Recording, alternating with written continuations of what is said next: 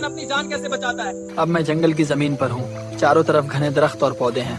हवा नमी से भरी है। हर कदम पेचीदा झाड़ियों से गुजरकर उठाना पड़ता है। यहाँ मच्छर और दूसरे कीड़े कान में गूंज रहे हैं। कभी कभी बेलों को काटना पड़ता है। पानी हर जगह है। जमीन दिलदली हो जाती है। अब असल सफर शुरू हो रहा है अमेज़न के जंगल में। अब मुझे नदी तलाश करनी होगी ताकि पीने का पानी मिल सके और खाने के लिए मछली भी।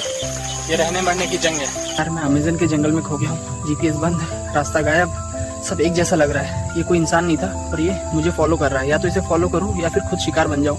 नहीं यार, ये क्या चीज़ है?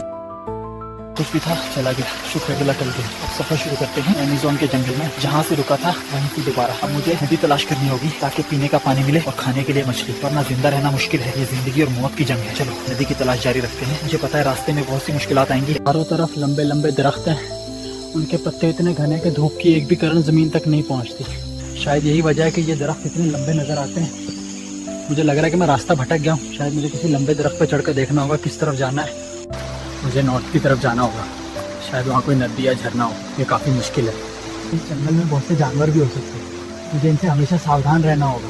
शायद मुझे वहाँ दूर कोई जंगली भालू नजर आया है। मुझे बहुत सावधान रहना होगा, कहीं वो मुझे ना देख ले। लगता चला गया। तो वहाँ आगे एक नदी भी नजर आ रही है। चलो नदी की तरफ चलते हैं, मगर बहुत सावधानी से। हर तरफ अजीब अजीब आवाजें आ रही हैं। बटन से बच के चलना पड़ेगा। वहाँ देखते हो पानी की चमक। धीरे धीरे सावधान रहो। बिल्कुल साफ पानी है। कितनी शांति है यहाँ। वाह क्या मंजर है। अब रात होने वाली है, इसलिए मुझे यही नदी के पास ही जंगल की लकड़ियों और बटन से अपना टेंट बनाना होगा।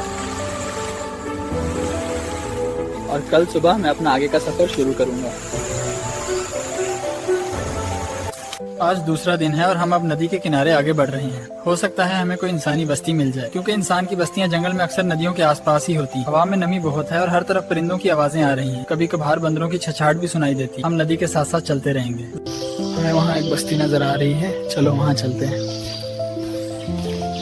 अब हम यहाँ से अपने घर आसानी से पहुँच सकते हैं।